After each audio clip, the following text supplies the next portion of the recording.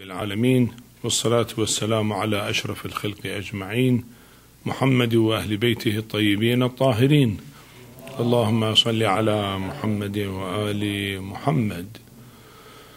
We are on the subject of fiqh, the practical laws, and we discussed previously about the mutahhirat, how najis thing will be tahir by what thing. We discussed about the water, how to clean things and other details, and we come to number 4, issue 196, the subject of transformation or istihala. Istihala said if a najis thing undergoes such a change that it assumes the category of a tahir thing, it becomes tahir. Actually, istihala or transformation, they give an example. If a piece of wood is najis and you burn it and become ash. Now ash is not the same as wood. Wood has been changed, transformed into ash, so it will be tahir. We don't say the ash is najis because originally it was from the wood and the wood was najis. Well, here another issue comes about soap. The usual soap we are using, the solid one, not the liquid one. Originally it is made from talaw, and talaw is the pig's fat. Pig's fat is treated chemically, and it will transform by a process of saponification into soap, which is used. Well, is it regarded as istihala or transformation like this subject or not? Well, again, some of the ulama said yes, some of the ulama said no, because it has not been transformed actually. The transformation, something should change completely to another thing. Here is the chemical process which was made, and by chemical process, saponification happens, and it is a reversible process. You can reverse the soap to return it back into fat, that is possible. Some said, ulama, yes, some said no. Again, that is an issue to be discussed. Of course, they said the soap, not 100% of the fat will undergo saponification, but 5% will remain because they need to give a soft feeling for the skin. If it all to be soap, then it will be astringent to the skin. So they keep 5% of the fat there to be a little gentle to the skin. So however, about the soap, if it is not used, let us say from vegetable fat like coconut soap or olive oil soap or similar things, then might be the soap regarded by the marja as najis, and you can wash your hand, but then you have to, after washing with the soap and removing soap, you have to make it tahir, clean it, and additionally. But here he gave example about the wood, which is najis. When it transformed completely to another thing, which is ash, then it will be tahir. Well, issue 197, if an earthenware which is made of najis clay is najis, but coal derived from najis wood will be tahir. No, the clay, if it is najis, when you make it, give it a shape and become earthenware, that is not tahir, because there is no transformation here. You change the shape only.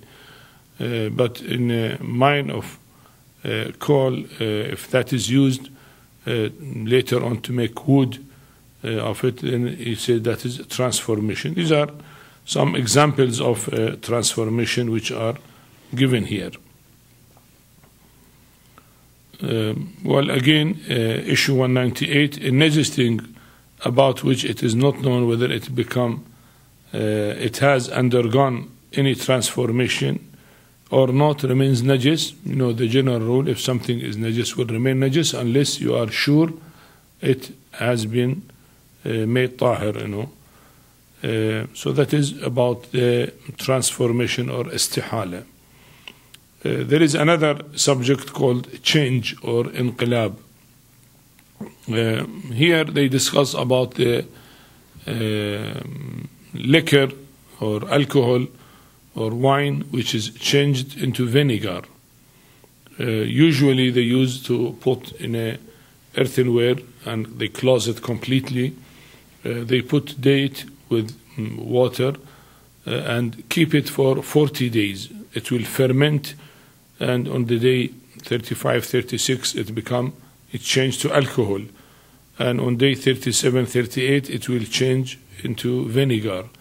After 40 days, because there is no oxygen, the chemical reactions will change it to alcohol and will change the alcohol into vinegar. Now, is that najis or not? He said, no, here there is inqilab. There is a change of alcohol into vinegar. Not only the alcohol, the vinegar itself is tahir, but even the pot itself from inside, naturally when it was touched by alcohol, the wall was najis. But now he said even the wall which was najis become tahir about it. So that are the examples of change which is given here.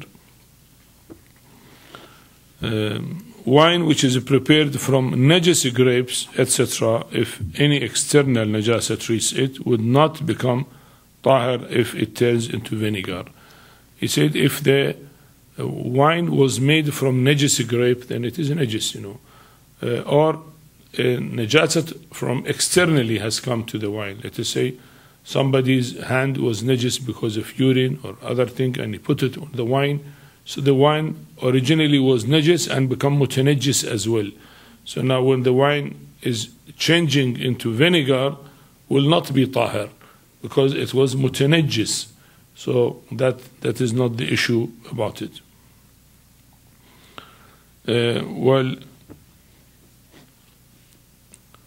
Issue 201, vinegar which is prepared from najis grapes, raisin and dates, again is najis because these things were originally najis. Issue 202, if tiny stems and stalks from grapes or dates are added and then vinegar is poured over it, or if cucumber and brinjal is added before it turns into vinegar, there will be no harm.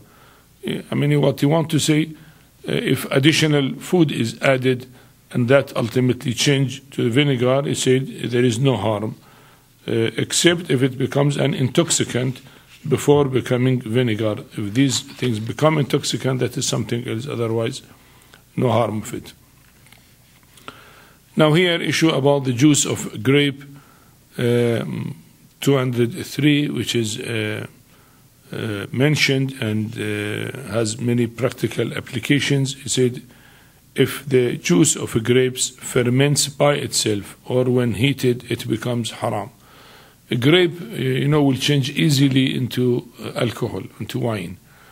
So if you put grape juice on hot weather, it may ferment, or if it put in sunlight, it may ferment and become change into wine. So here he said, is not discussing it will be najis. He said it will be haram to drink, but is not mentioning that it is najis here. Some ulama said it will be najis and haram to drink, but here according to Ayatollah Sistani, he said it is haram to drink but not najis, not mentioning about najasat. However, if it boils so much that only 1/3 part of it is left, it becomes halal. Usually if people have that problem, they boil it. If 2/3 is been evaporated and 1/3 remains, then it becomes tahir. So in such cases, when a grape juice becomes fermented and become haram to drink, then they have to boil it so much that 2/3 of the liquid or the water of it will go, and if 1/3 remains, then it will be tahir. That is the issue. And he said, and it has already been mentioned in the rule 114, that the juice of grapes does not become najis on fermentation. It is haram to drink, but is not najis. Issue 204, if 2/3 of the grape juice gets reduced without fermentation and the remainder ferments, and if it is commonly held as grape juice and not as syrup, it will be haram as an obligatory precaution. Now, if you leave it in the kitchen, then the water will gradually, without even boiling, it will evaporate gradually, so 2/3 of it will go. But if 1/3 which remained, again, that also ferment. He said, well, this is a new fermentation and it is najis. Well, issue 205, the juice of grapes about which it is not known whether fermentation has taken place or not is tahir, but if it ferments, then it will not be halal till 2/3 of it is gone. You know, if we have doubt it has ferment or not, again the general rule said you don't care for the doubt. You said, well, it may not have ferment and it is tahir, but if it ferments, then you have to boil it till 2/3 of it will go and 1/3 remains to make it tahir. Well, the other issues here are about it, which are, easy to know, is all related to this subject. We come to the number 6, transfer or intiqal, transferring from one place to another place. What are the examples here? He said, if the blood, issue 210, if the blood of a human being or an animal whose blood gushes forth when its large vein is cut, is sucked by an insect normally known to be bloodless, and it becomes part of its body, the blood becomes tahir. This process is called intiqal. You know, it happens practically when a mosquito come and bite the person and suck blood of the person. Now, if you kill the mosquito right away, there is blood coming out, and that blood in the mosquito's stomach is the human blood, the same human blood. So that is najis. There is no transfer here. But if the mosquito sucks the blood and that blood is digested and become part of the mosquito's blood, and then you kill the mosquito, naturally sometimes there is blood of the mosquito. Is that blood is najis? He said no, because the human being, blood has been transferred completely to the mosquito's blood. So now become part of mosquito, and we said mosquito because it does not have a blood which gush out while slaughtering it, then its blood is tahir. This is the issue, practically that is the application for it. Well, some people used to use worms or leashes they put in the nose. It will suck human blood, and they think it has some medical benefits, will reduce certain infections or will increase blood circulation and has benefits.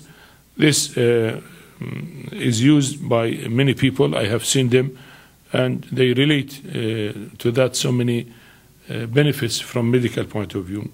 So you give example for that. You say, if that blood-sucking leash sucks human blood during some treatment, it will be najis because it is not considered as part of its body. It will not change as part of the body of the worm. It will be human blood itself. Issue 211, if one kills a mosquito which has sat on one's body and the blood which it has sucked comes out, it will be considered tahir as it was destined to be its part, part of the mosquito, even if the time gap between its sucking and its being killed be very small. However, as a recommended precaution, one should avoid such blood. If it is regarded as blood of the mosquito, then it is tahir, even only short period has passed, but well, he said as a recommended precaution should be avoided. Now we come to number 7, Islam.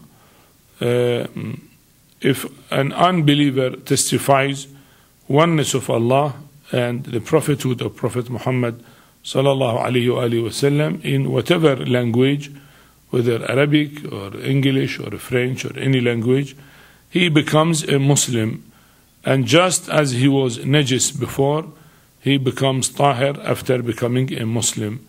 And his body, along with the saliva and the sweat, is tahir. So here, again, the non-believer was najis, his body was najis, his saliva, sweat was najis, and what made him tahir, not by washing with water, only by changing to Islam, and he testifies that there is no God but Allah, and Muhammad sallallahu alaihi wasallam is the messenger of Allah. So by saying that, all his body will be tahir. But he said, if in his body there are original najasat like urine or stool, naturally that is najis and has to be washed. Issue 213, if before an unbeliever becomes a Muslim, his wet dress touched his body, as an obligatory precaution it should be avoided, regardless of whether it is on his body or not. Before he becoming Muslim, he had sweat and his cloth was najis. And then his cloth again contaminated his body. He said, well, then has to be avoided and he has to wash his body. Issue 214, if an unbeliever professes Islam, he will be tahir, even if another person is not sure whether he has embraced Islam sincerely or not.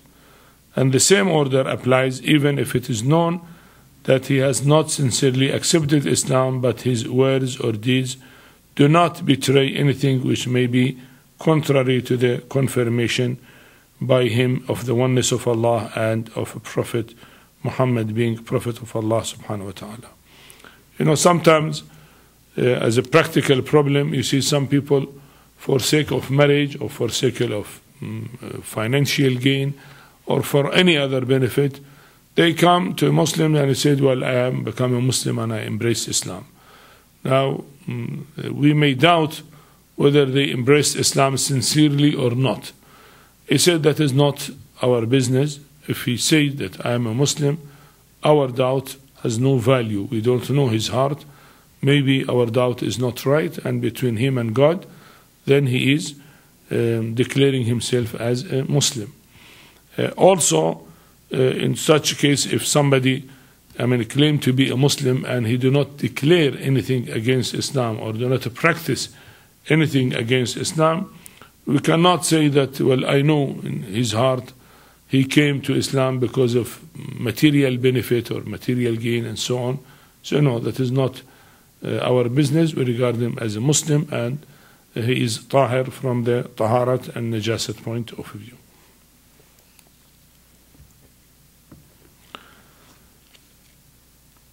Number 8, subjection or tabi'iyya.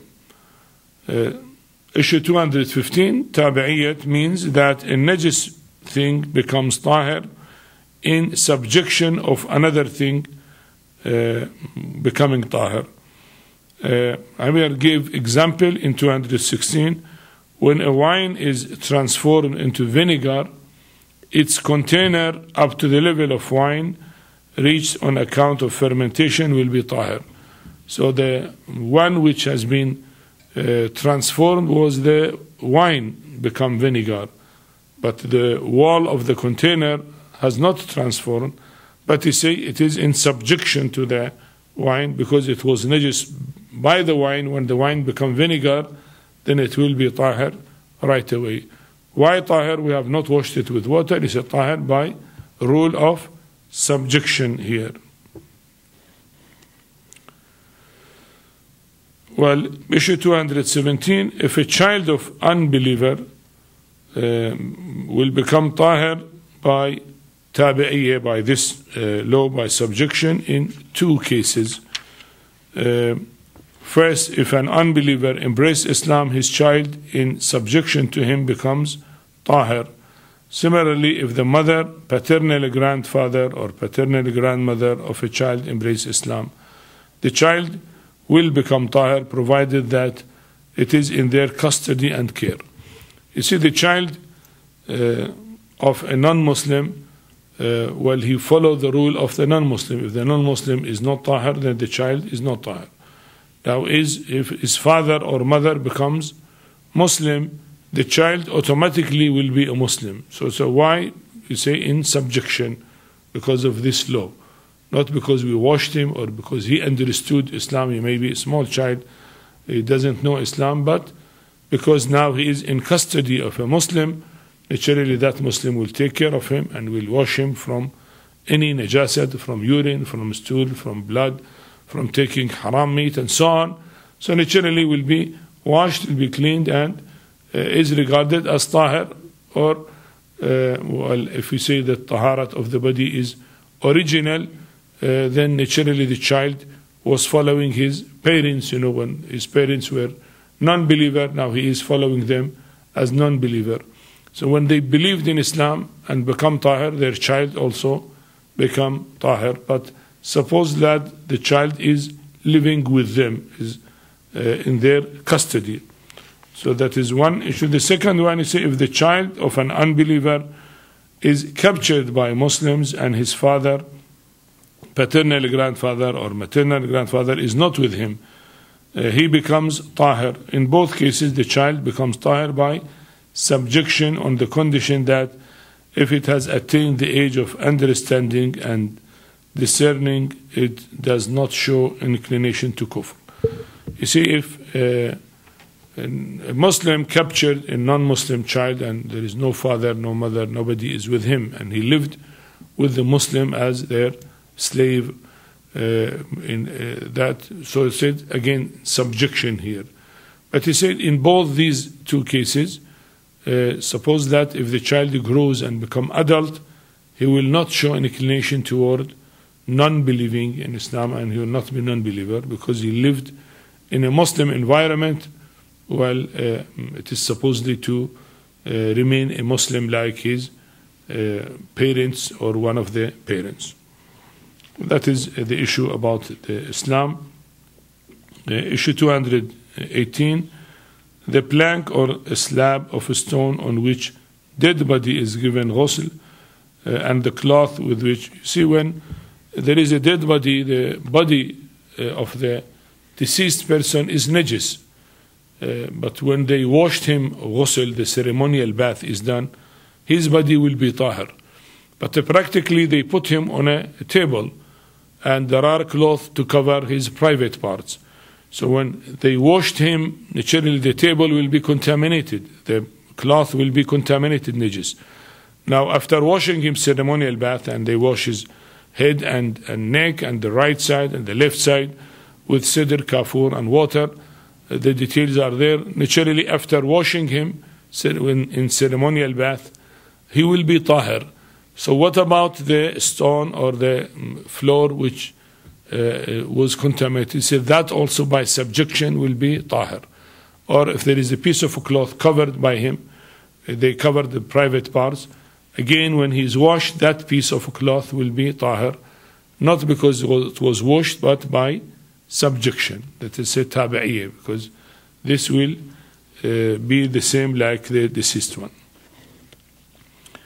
Issue 219, when a person washes something with water to make it tahir, his hands washed along with that thing will be tahir when the thing is tahir. You see, if I put water and wash it and then again wash it, naturally my right hand will be contaminated on the first run.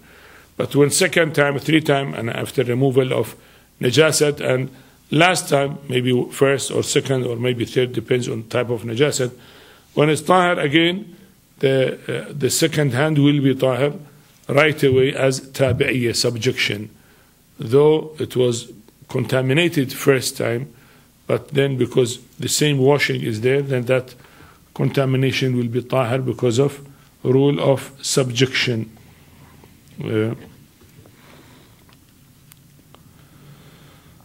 Issue 220, if a cloth, etc., is washed with undercore water and is squeezed as usual, allowing water to flow off, the water which still remains in it is tahir. Well, again, whatever you squeeze, naturally some water will remain inside. We said the washed water should come out but you cannot take it out 100%. So when you squeeze it, whatever little water remained, let us say 10, 20, 30% water remained inside, that is tahir. Why is tahir? If it is najis and the washed water is najis, you say by subjection, because the cloth is become tahir after squeezing, so it will be tahir like the cloth. So again, it is rule of subjection.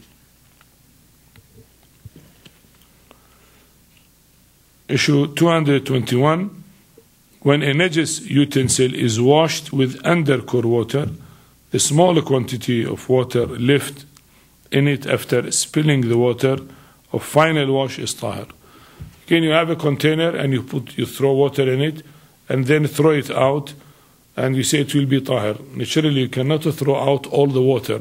Little drops will remain on the side, so that little drops are not regarded as najis. If you throw the water, the washed water, you throw it out, then whatever little water which remain on the container or the bottom, that little is regarded as tahir. It become tahir by subjection, because the container itself become tahir. You don't need that you have to dry it complete, that nothing is there. No, so if you throw the washed water out, whatever little remains, by subjection it is tahir. We come to another subject, that is removal of najisul ayn, the original impurity. In issue 222, if body of animal is slain with an najisul ayn, like blood or with something, if body of animal is stained with an najisul ayn, like blood or with something which has become najis, for example, najis water, its body become tahir when that najasat disappears. For animal, if the animal's body become najis, you don't need to wash it with water to be tahir. So if original impurity goes out of the body of the animal will be tahir. So if there is a blood on the wool of the goat, for example, there, and that blood goes out, you don't need to wash it with water, it will be tahir by itself. Or if najis water is thrown on it, and then that dried completely, then he said it will be tahir. Here, taharat is by removal of najisul ayn, original impurity. Similarly, the inner part of a human body, for example, inner parts of the mouth or nose or inner ears, becomes tahir after the najasat has disappeared. But the internal najasat, like the blood from the gums or the teeth, does not make inner mouth najis. Similarly, any external thing which is placed internally in the body does not become najis when it meets with the internal najasat. So if the dentures come in contact with the blood from other teeth, it does not require rinsing. Of course, if it contacts najis food, it must be made tahir with water. You see, the blood, urine or stool inside the body is not najis. When it comes out, it becomes najis. So now, if somebody put the brush inside the mouth and it touch some blood of the gum, but will not be, the blood is not there when it comes out, we said that it will not become najis, because we said inside is tahir. And if a blood from outside, my finger has a blood and I put it in the nose by mistake, or I put it inside the mouth become najis, because that is external blood, and external blood is najis. But when it is removed, then I don't need to wash it with water. I don't need, if removed from the mouth or from the nose, I don't need to wash it 1 time, 2 times, 3 times, because I say it become najis. No. By removing original impurity, it will be tahir. So the subject is removing original impurity. Which one? He said from the animal, removing original impurity will make it tahir. And inside the body, inside, let us say, the nose or the mouth, which is possible inside, If it gets najasat by removing original impurity, it be tahir. But if the blood from the mouth itself, from the gum itself, as long as it is inside, it is tahir. When it comes out, then it becomes najis. So if something from outside contacted, but when we take it out, there is no blood, then it is not najis. Issue 223. If a blood remains between the teeth and the blood emerges within the mouth, the food will not be najis, but it comes in contact, will not be najis if it comes in contact with that blood, because we say the blood inside the mouth, inside the body is tahir. So if there is a blood and food come in contact with that blood, the food will not be najis.